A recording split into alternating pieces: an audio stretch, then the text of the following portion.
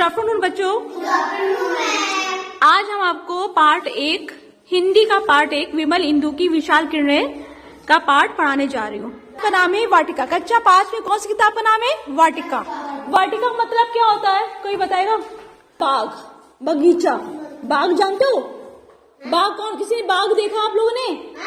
जहाँ पर फल भी होते हैं, फल के पेड़ भी होते हैं, फूल के पेड़ भी होते हैं, खेलने के लिए भी पार्क बना होता है, वो बाग कहलाता है। ठीक है, पार्क क्या होता है? खेलने के लिए जगह होती है, वो बाग कहलाता है।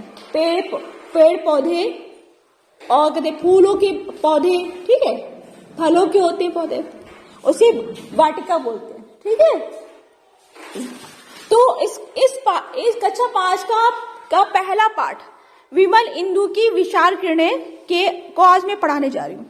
Are you ready? विमल इंदु की विशाल किरणें। Key points, चलो। विमल इस होता है ठंडा। विमल इस होता है ठंडा। इंदु का मतलब क्या होता है? तो बताएगा? इंदु मतलब होता है चांद। इंदु मतलब क्या होता है? चांद। विशाल मतलब क्या होता है? विशाल मतलब बहुत बड़ा, बहुत बड़ा। विशाल मतलब क्या होता है? बहुत बड़ा। किरणें